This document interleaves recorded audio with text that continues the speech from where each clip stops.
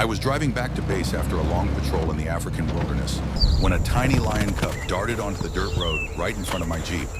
I slammed the brakes hard, skidding to a stop just feet away from the terrified little creature.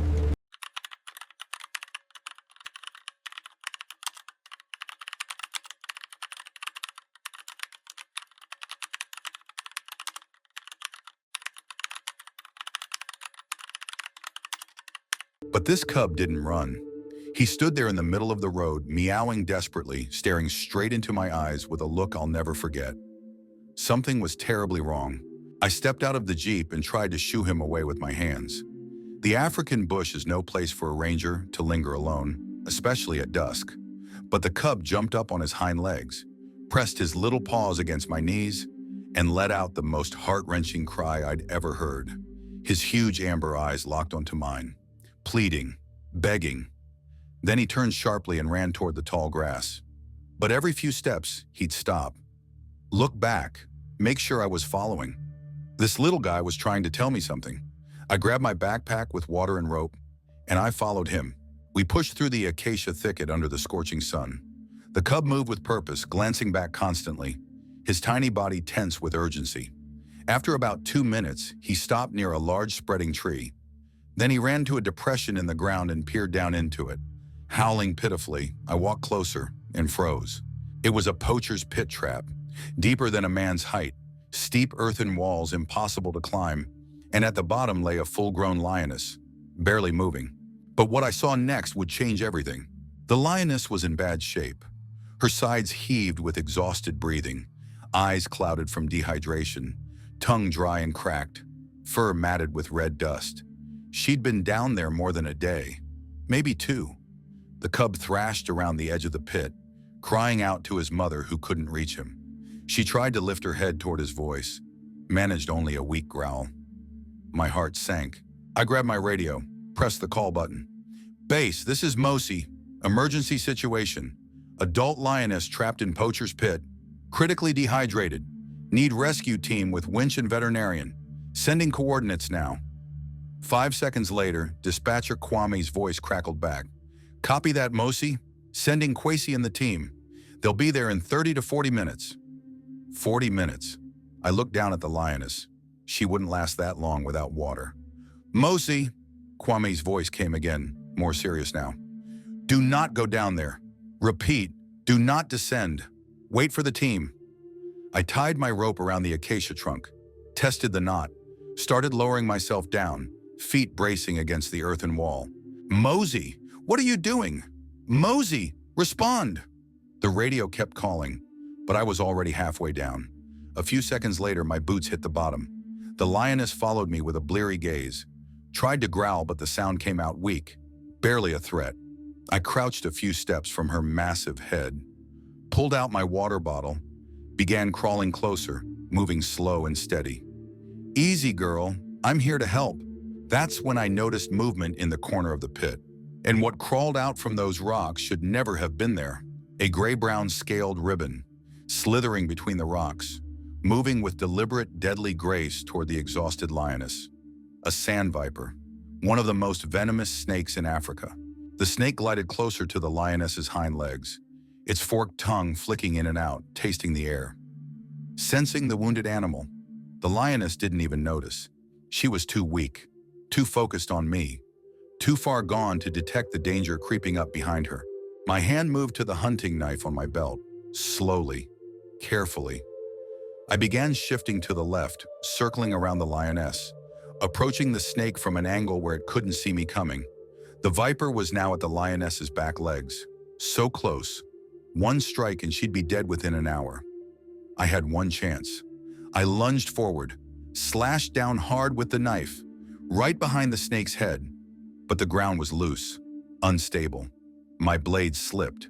The snake whipped around, lightning fast, and sank its fangs deep into my forearm. White-hot pain shot through my arm, like liquid fire injected straight into my veins. I bit down hard, fighting through the agony, raised the knife again, and this time, I didn't miss.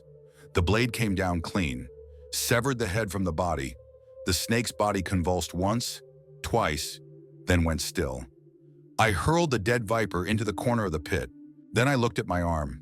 2 puncture wounds, already swelling, blood mixing with venom.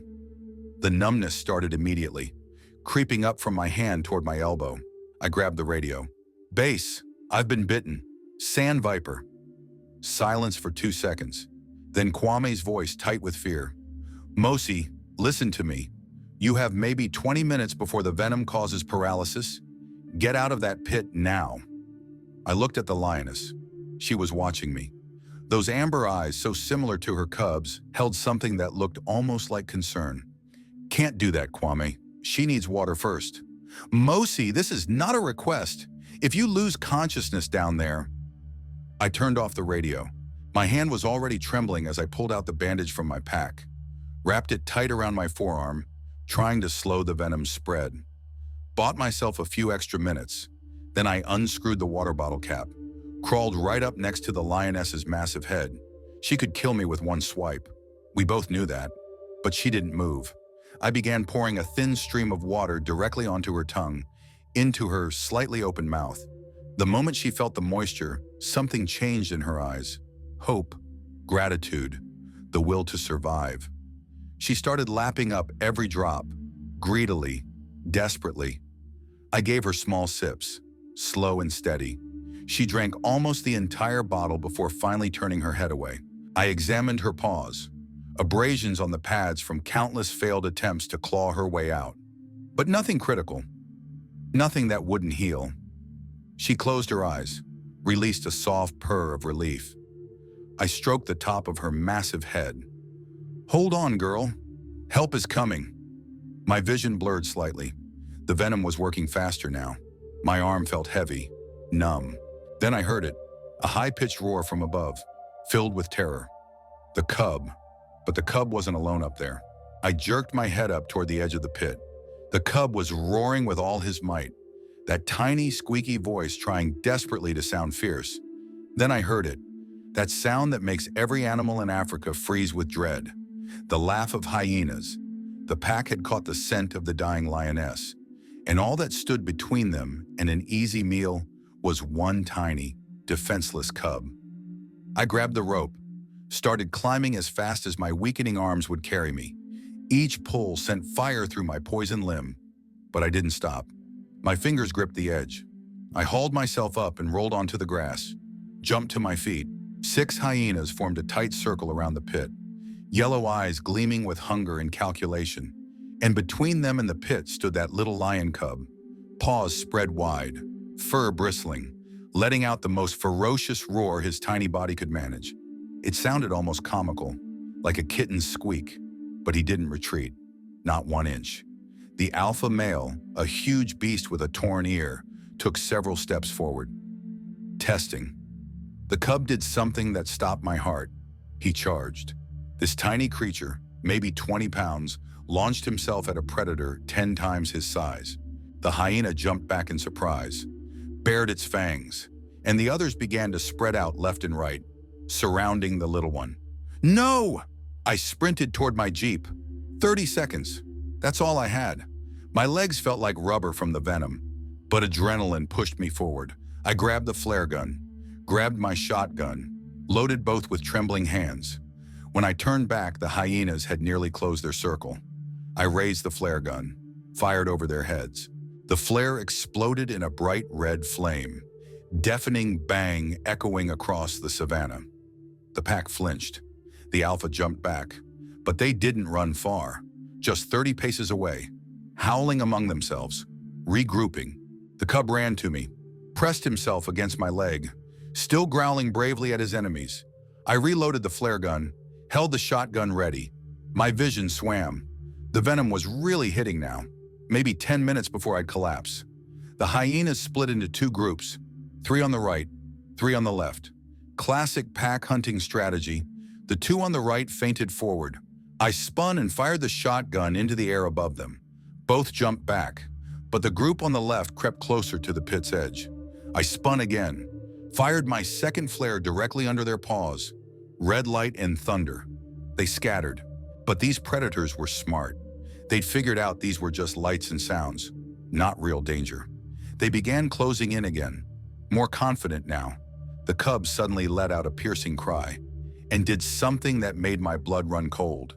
He charged the alpha male again, the big hyena that had crept right up to the pit's edge. The tiny cub latched onto the hyena's muzzle with his little claws. Scratching with everything he had, the hyena recoiled, bared its massive jaws, prepared to snap that brave little body in half. What happened next, I can barely believe myself. I fired, not the flare gun, the real shotgun, aimed at the ground right below the hyena's paws. The impact sent a fountain of dirt and rocks straight into the predator's face. The beast yelped, jumped back, shaking its head frantically, trying to clear its eyes and nostrils. The cub bounced back to me, trembling, ruffled, but alive. I scooped him up with my good arm, held him against my chest, felt his little heart hammering like a drum. I had one flare left, one bullet, against 6 hungry predators. My arm was completely numb now, my legs barely holding me up, vision tunneling. The hyenas knew. Animals always know when prey is weak. They began their final approach, splitting up again, that terrible laughing howl rising in pitch. The alpha crouched low, muscles coiled, yellow eyes locked on me with cold calculation. I raised my shotgun, aimed straight at its head. If it lunged, I'd have to kill it. My finger trembled on the trigger. Then I heard the most beautiful sound in the world, the roar of powerful engines, coming fast. 2 pickup trucks burst through the undergrowth, raising massive clouds of red dust, horns blaring, headlights cutting through the dusk. The rescue team.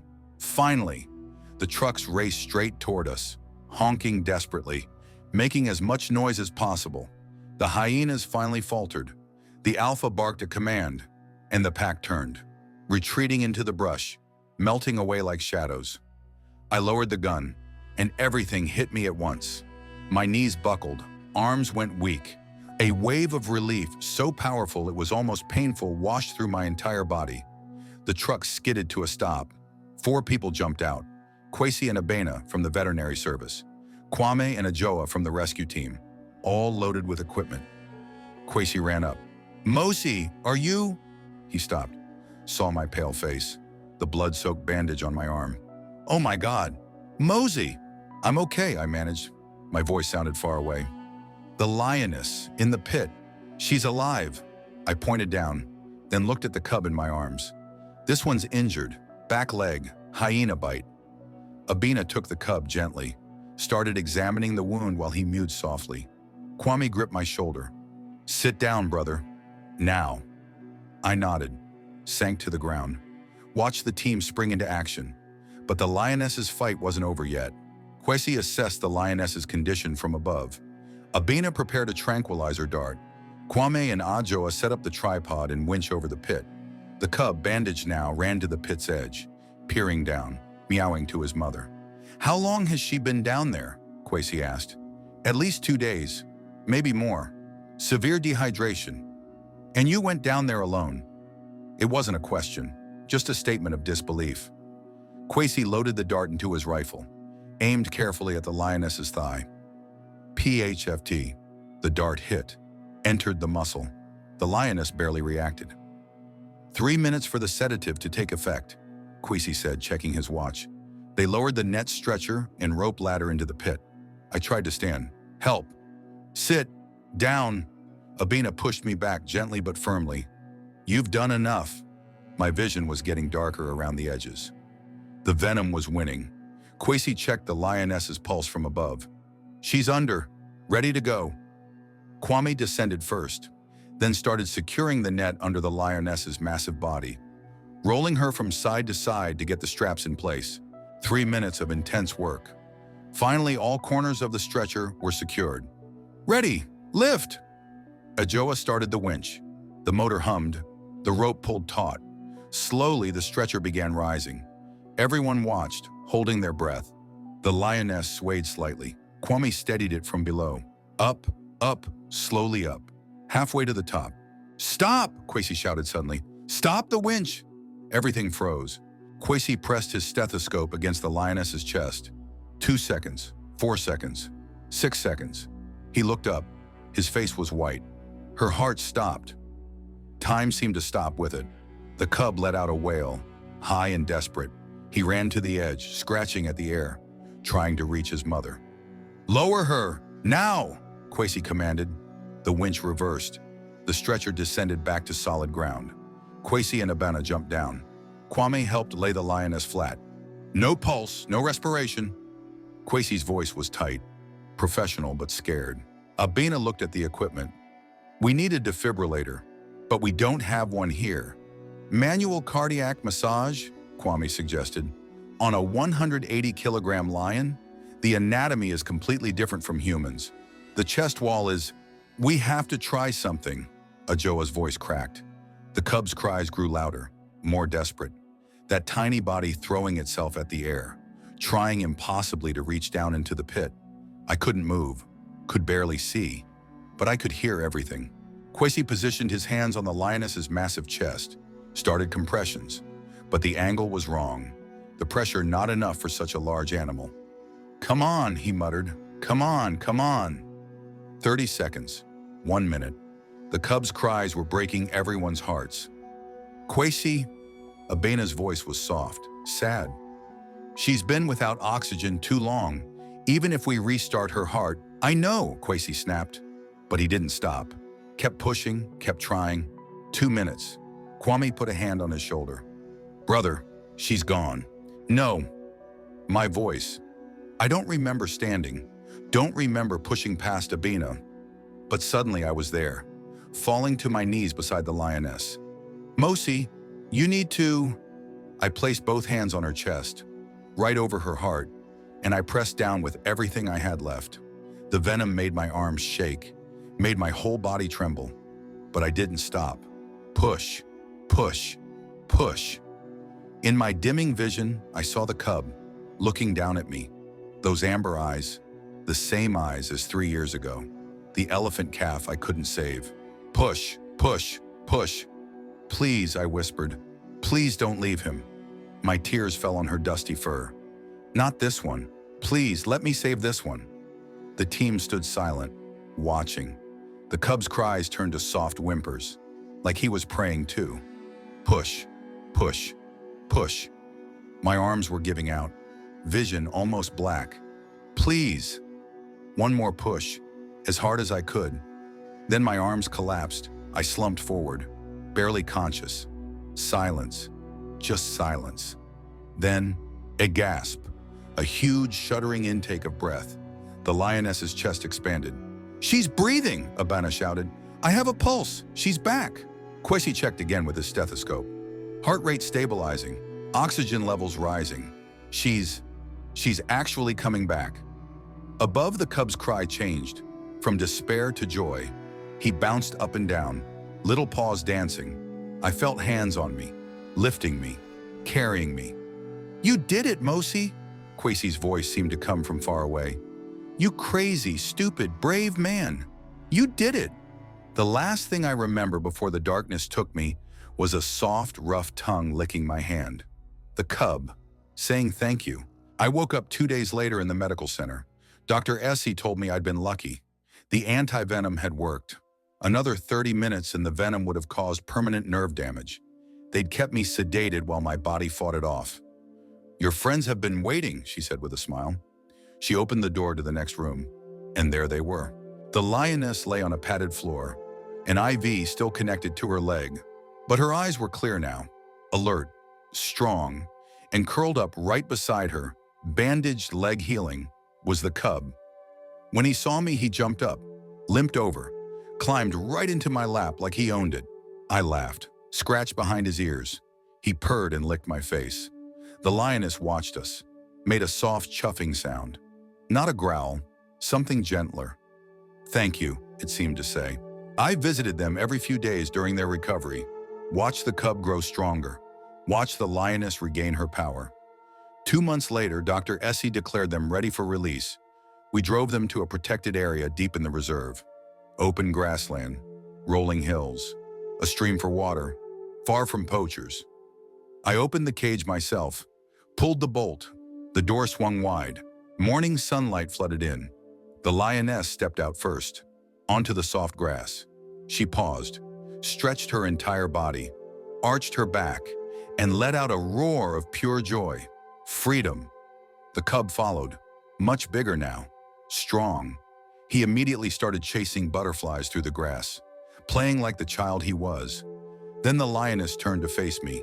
She walked over, slowly, deliberately, lowered her massive head, and gently pressed her forehead against my chest. An ancient gesture, respect, trust, gratitude. I stroked her mane, felt the coarse fur under my fingers. Live long, girl. Take care of each other. The cub ran up, stood on his hind legs one last time, the same gesture he'd used to stop my Jeep all those weeks ago. I crouched down, scratched behind his ears. You're the bravest little guy I've ever met. He licked my hand, then bounded after his mother. I watched them go, across the golden grass under the bright sun, between the acacia trees, gradually fading into the shimmering heat. The cub looked back a few times, making sure I was still there. Then they both disappeared over the hill, back to the wild, where they belonged, where they'd almost lost forever.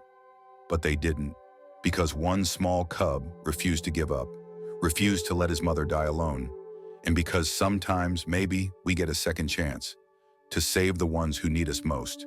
If this one touched your heart, there's plenty more where that came from. And hey, I'd love to know, have you ever had an animal change your life? Drop a comment below. I read every single one. Thanks for being here with me today.